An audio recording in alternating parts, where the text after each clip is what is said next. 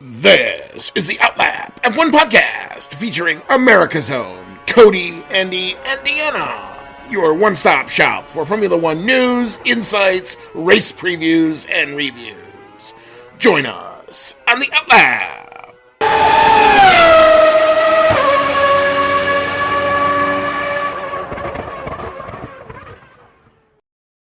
What is up, Outlap F1 Nation? This will be season 6, episode number 25 of the Outlap F1 podcast. It's our 2024 British GP preview show. You've got Andy and I'm along with Cody tonight, and we are back to doing previews, so it's good to get back into that a little bit.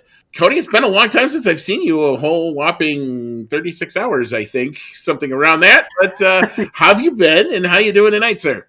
I've been all right, and there's the first big firework. Just heard it go, of course. Looking forward to having the day off tomorrow. There's nothing better than coming back from vacation and not having to work a full 5-day week. So very happy about that. And just looking forward to, good old barbecue, beer, some time off, and some good British Grand Prix. Barbecue, beer, and British Grand Prix. Those are 3 Bs. I can subscribe to that. I am in on that as well. And we hope you are too. Also, if you're in the UK, happy pre-election day. Enjoy that tomorrow.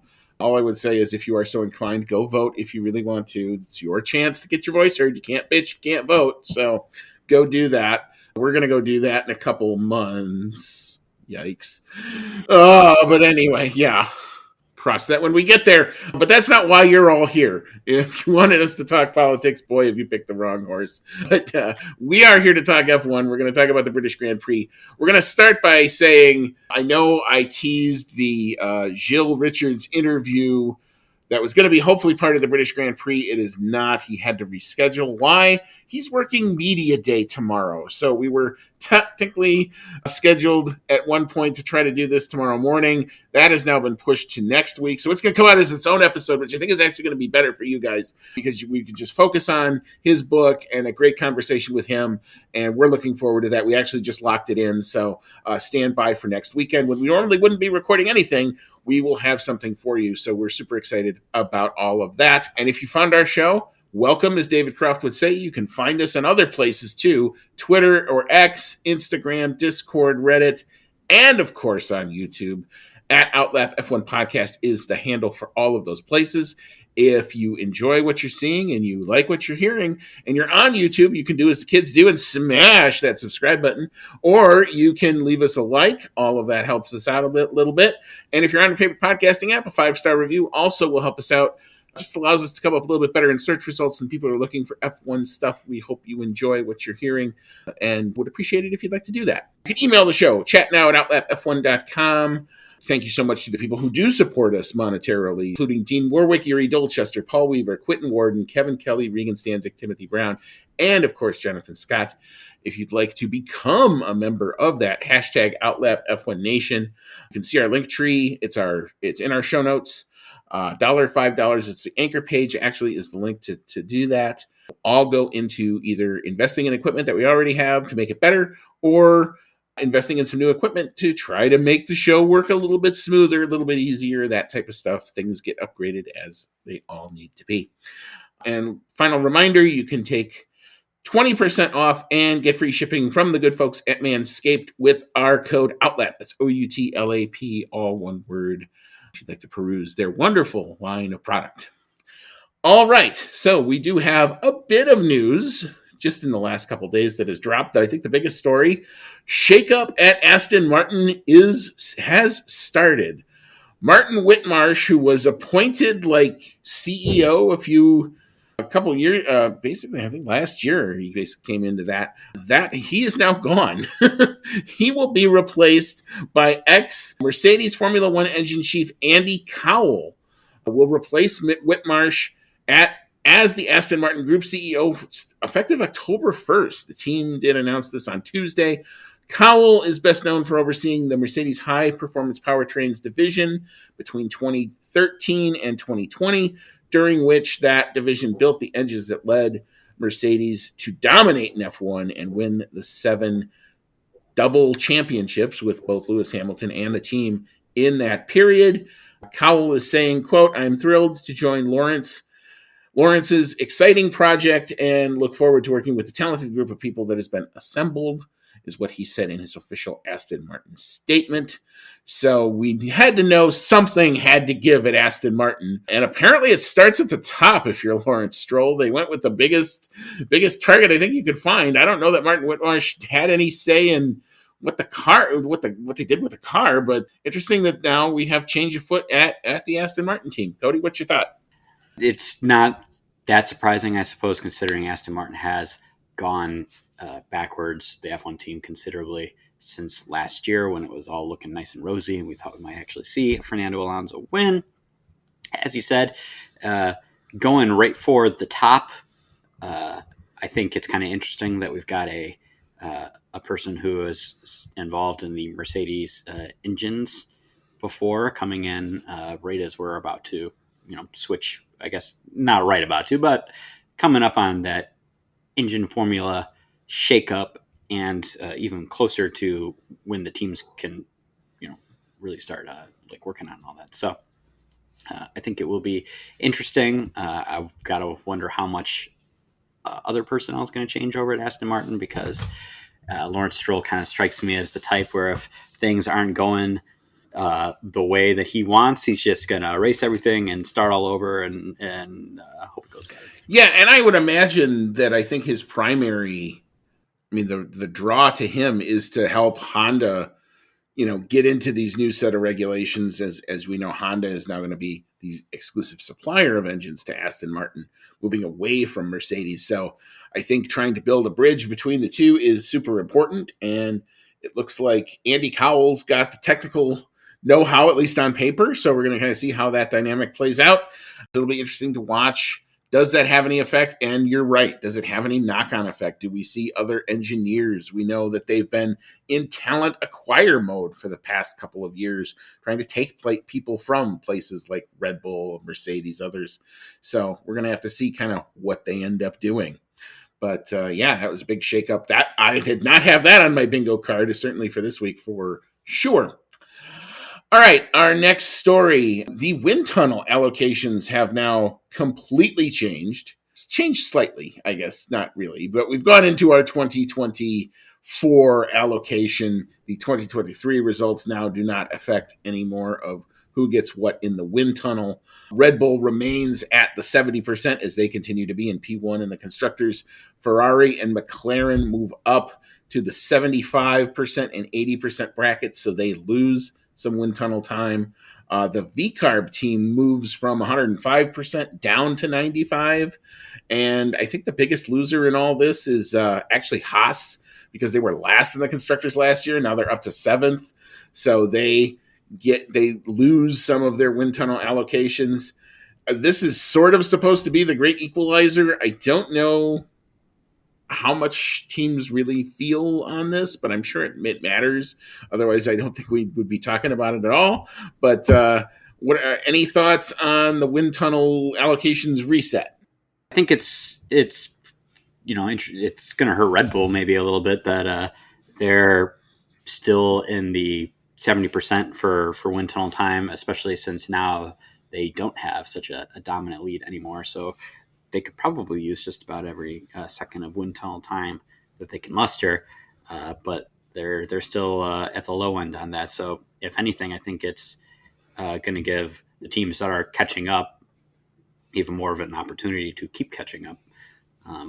And as far as Haas losing out, hopefully that doesn't affect them too much for the rest of the season, because I'm really enjoying seeing Nico Hulkenberg and Kevin Magnussen doing crazy stuff, getting crazy penalties to get those points. So I'd like it to keep going.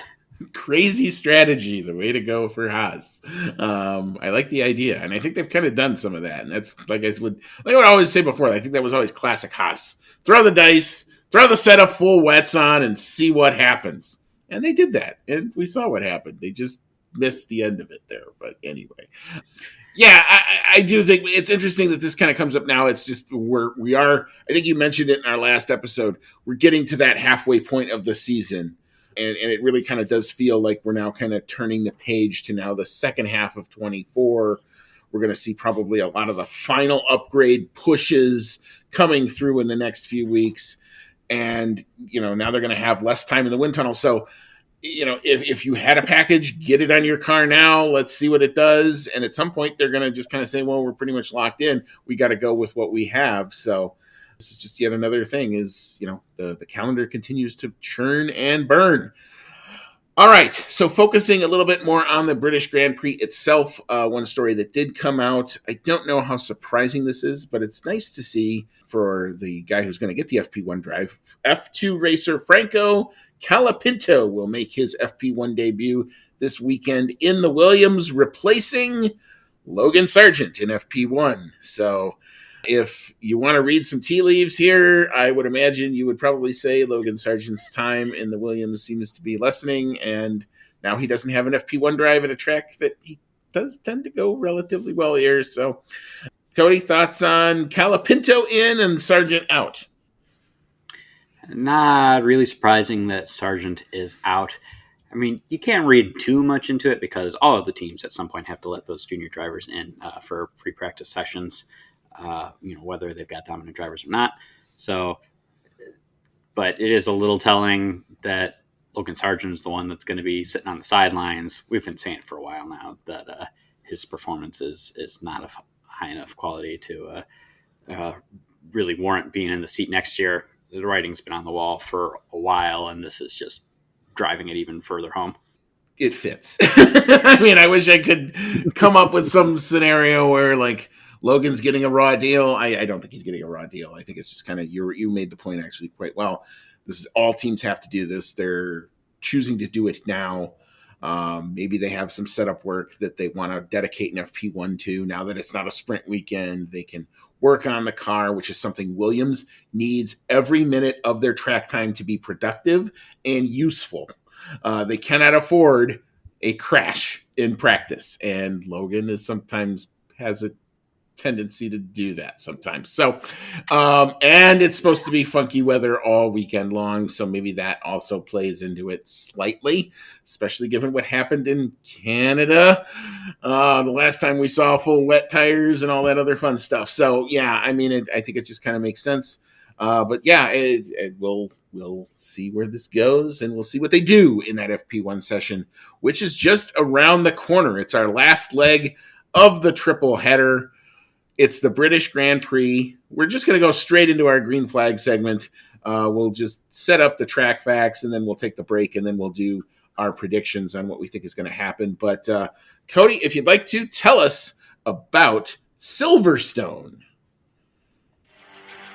All right, this weekend is the British Grand Prix, held at one of my favorite tracks, the Silverstone Circuit, located in Northamptonshire. Number of laps around for the Grand Prix is 52, and the length of the circuit is 5.891 kilometers. Tire compound from Pirelli for this race are the C1, C2, and C3 compounds, and the Pirelli track facts are a 3 out of 5 for traction, 2 out of 5 for braking, 5 out of 5 for lateral load, 5 out of 5 for tire stress, 2 out of 5 for track evolution, 4 out of 5 for asphalt grip, 2 out of 5 for asphalt abrasion, and a 4 out of 5 for downforce. The qualifying lap record for the circuit was a 1 minute 24.303 seconds, and that was set by Max Verstappen in 2020. And the race lap record of 1 minute 27.097 seconds was also set by Max Verstappen in the same year. Most wins out of the current drivers on the track at the Silverstone circuit is going to go to a favorite of the British folks, Lewis Hamilton, with a whopping 8 wins here, followed far back by Fernando Alonso out of the active drivers. He's only got 2, so quite a ways back, and then a tie between Max Verstappen and Carlos Sainz with 1 win apiece. Going historical now, full history. Most constructor wins in Silverstone, it goes to Ferrari. Or is this, perhaps this is for all the British Grand Prix. We'll check on that for you. I think this is I think this is all of them. Oh, okay, excellent. So all wins in Great Britain, Ferrari takes the prize here with 18 wins, followed by McLaren with 14, Williams with 10, Mercedes with 9, Red Bull with 4, and Renault with 2. What's the circuit? All right, at the 2018 British Grand Prix, Lewis Hamilton compared a flat-out lap around Silverstone to flying a fighter jet, which should tell you all you need to know about the Northamptonshire circuit. Despite numerous changes to the layout over the years, Silverstone has always maintained its essential character as one of the fastest tracks on the F1 calendar, while historic corners like Beckett's, and Abbey provide some of the biggest challenges for drivers racing anywhere in the world. As for the weather, and it looks like it's going to be classic British summer stuff, cool, cloudy, slightly rainy for qualifying on Saturday. Showers in the morning, then partly cloudy in the afternoon. Very cool, high only 62 degrees Fahrenheit. Winds out of the west at 15 to 25, so that is very gusty. Chance of rain is 60% for the day. As for the race on Sunday, cloudy with occasional rain showers. That's super accurate. A high of 63 degrees Fahrenheit. Winds out of the southwest at 10 to 15. A 50% chance of rain. You couldn't have played that more in the middle, Weather Channel, if you tried. But anyway, we're going to see if weather does play a factor in the race or the weekend. And never been to Great Britain, but cloudy with occasional rain showers. From what I understand, sounds like just about every day. Sounds like when I was in northern Wisconsin, to be honest with you. That's kind of what I had when I was there. Yeah. So I guess that's probably the best equivalent to what I would think it would be like to live there. But anyway, so we're going to take a quick break. We're going to stop. We're going to re-rack, come back, and we're going to get into what we think is actually going to happen in the course over the course of the weekend. We've got all our predictions in. They're very interesting, so you won't want to miss that. We'll also get you set up on when and where to watch your F1 this weekend and set up this British Grand Prix. So come on back and we'll hop back into it. You are listening to the Outlap F1 podcast, and we'll be right back after this quick pit stop.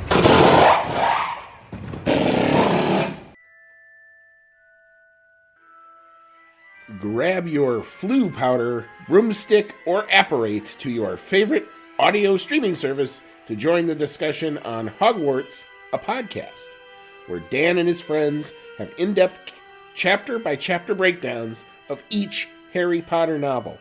Join the group as they dive into the magical world and discuss plot points, analyze character development, and occasionally go off the rails.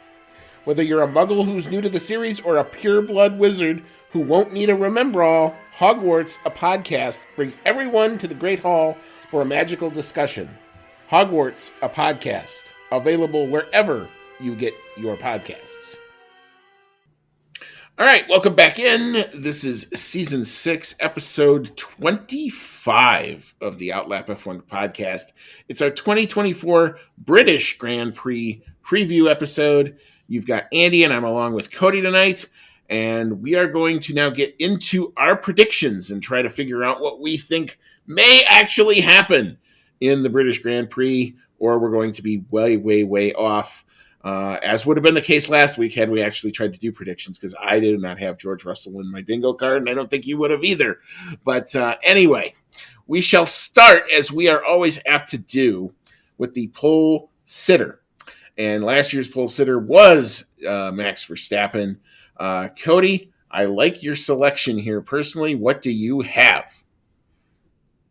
Yep, you're going to find as we go through these predictions that perhaps I am leaning more into what I want to happen than what I really think is going to happen. And what I really want to happen is to see a British team with British driver win the British Grand Prix. So I'm going to go with Lando Norris getting the pole this time around. All right. As much as I want to see that, but trust me, I will be pulling for that, and you will hear me do a hoot and a holler if your prediction comes true. I can't predict it. I think it's going to be one of those like crazy close things where it's like a hundredth or a tenth or something not in it.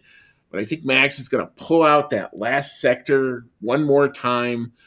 It's going to be really close. It's going to be a fun battle. I'm jacked for this qualifying session, especially if it's slightly wet. But I got Max Verstappen taking the pole position here. All right, so the lap time. This is actually interesting, especially what we want to see with the weather. Last year's pole lap time was a 126.720. I'll go first here. I'm going to say, given the forecast that I read, I think it's going to be dry by the time they do qualifying. So I do think we're going to see some normal running on the C3 soft tire this weekend. So I've got a 126.225 for my lap time. Cody, what you got?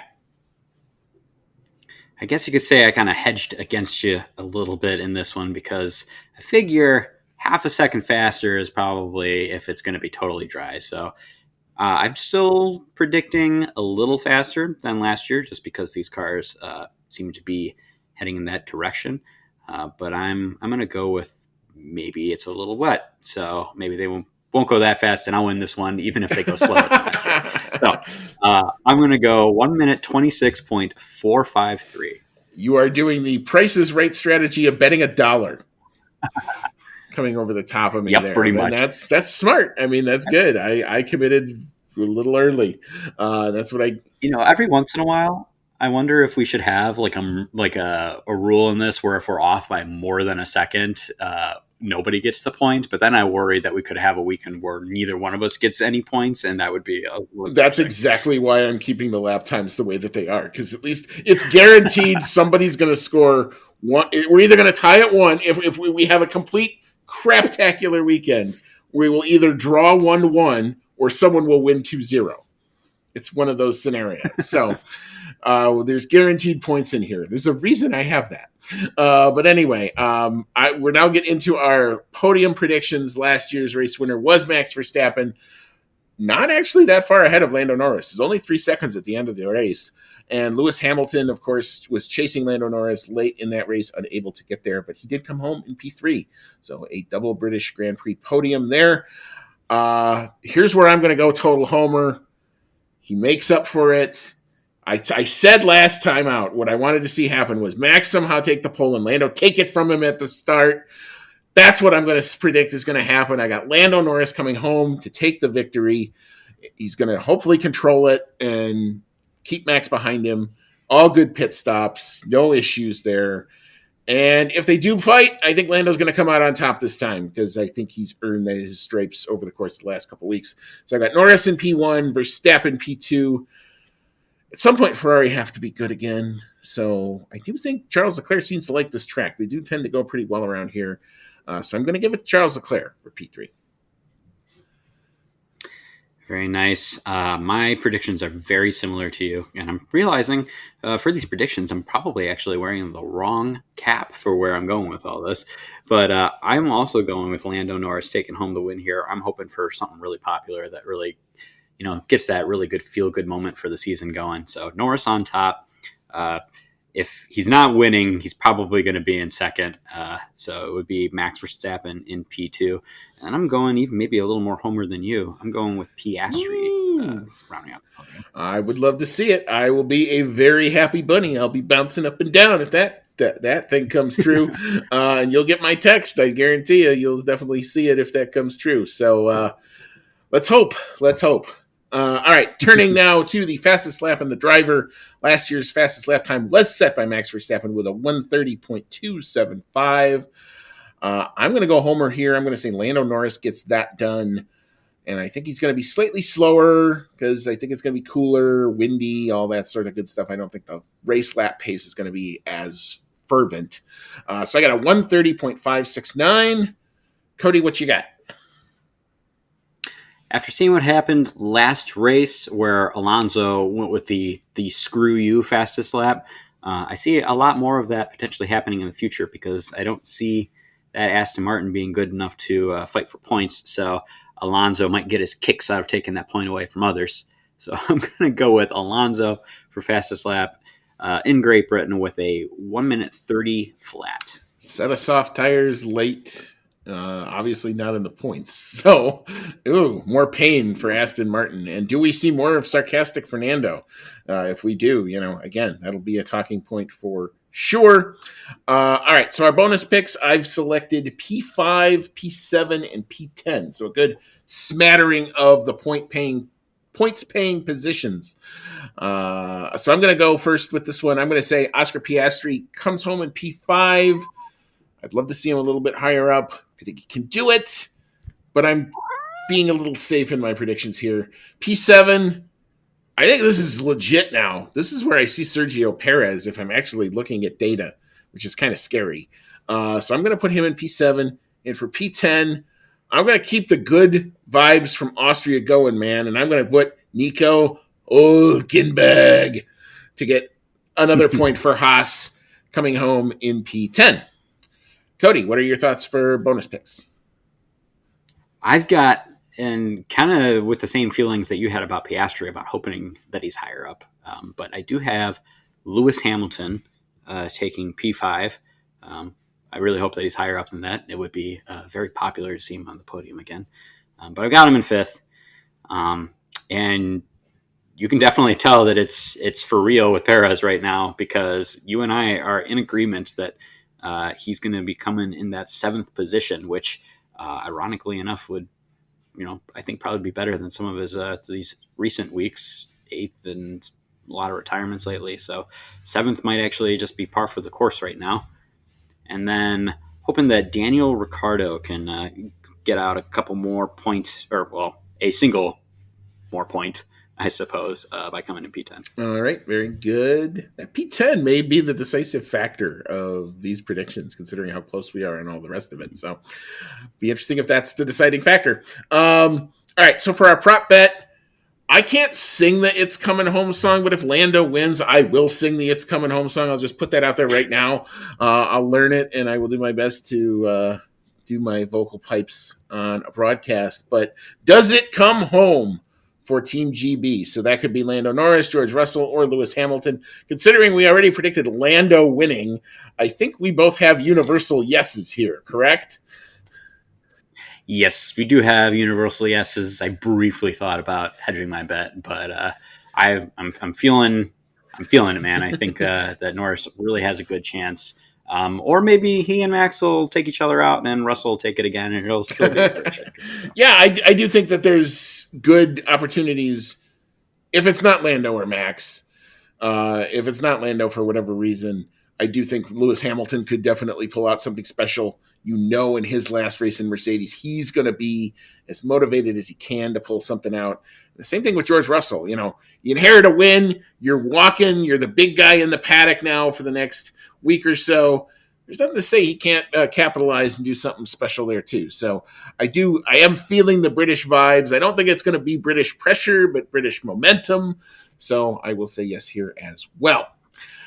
All right, and we'll see how all of that works, and then we'll come back on Sunday and see how wrong we really were. But anyway, where and when can you watch your F1 this weekend? So if you are in the U.S., F1 TV, of course, and of course the ESPN family of networks. And this one is always kind of odd that it's not on the bigger channels, but I guess it's just what they do. So FP1 will kick off 7:25 a.m. Eastern. That is on ESPNU. FP2 will be 10:55 a.m. Eastern. That again, ESPNU. Switching to Saturday, those sessions are all on ESPN2, with FP3 starting out super early in the U.S., 6:25 a.m. Eastern, if you are so inclined to catch that one. That's also on ESPN2. Qualifying, 9:55 a.m. Eastern, so I think around the same time as it was last week, at least the main session, ESPN2 for that. And the race on Sunday, I believe it's an hour later. 9:55 a.m. Eastern, so 9 o'clock lights out for the central time in the U.S. Also, ESPN2 would be your destination to catch all of that. I also think there is an F1 Kids alternate broadcast. I want to say that will be on ESPNU if you are so inclined. I do believe David Croft will be back. I know last week Harry Benjamin was on the Sky broadcast, and I thought he actually did a hell of a job. It was actually a quite nice broadcast to listen to all the way around. But you can also catch Alex Jakes and David Coulthard and those guys on the F1 TV stream as well. So You got your choices as to who you want to do your broadcast and who you want to get it from. So, Cody, any final thoughts before we break for the weekend? To anybody who's listening from the USA, enjoy your 4th of July. Please get through it with all of your fingers intact. And yeah, hope you're conscious and recovered enough on by Sunday, to watch the British Grand Prix. Yeah, celebrate your love for the land by blowing up a small part of it, not you. So please be careful with the fireworks. Playing with fire is exactly that. You're playing with fire. Don't forget that. Imbibe if you are so inclined. Enjoy friends, enjoy family, but be safe throughout it. We want you to all come out of this on the other side all good. And yeah, like Cody said, if you want to be a little hungover and watch a British Grand Prix, let's do that. It's a great hangover cure. Watching Formula One cars going around a historic circuit. What a way to wake up. I will totally be down for all of that. So we will be back on Sunday night, most likely, to recap all of the action and the fallout and the drama and the melodrama from a British Grand Prix weekend that looks like it's going to be dripping with it. If there are any driver announcements, stay tuned to our social media. We will bring those to you as they happen. And then, like we said before, next week we've got our interview with Jill Richards all set up. We actually hit the final button on the confirmation today. So it is set. We're going to do that. We're going to bring that to you next weekend. So we are super excited about that. So for Cody, it's been Andy. Like I said before, like we all said before, have a fun, safe 4th if you're in the U.S. Have a fun, safe election if you're in the U.K. And as always, may all your laps be fast.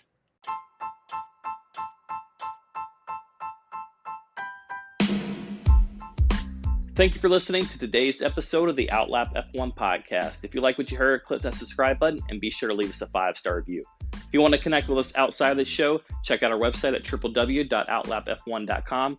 Find us on Twitter and Instagram at outlapf1podcast, or email us at chatnow@outlapf1.com.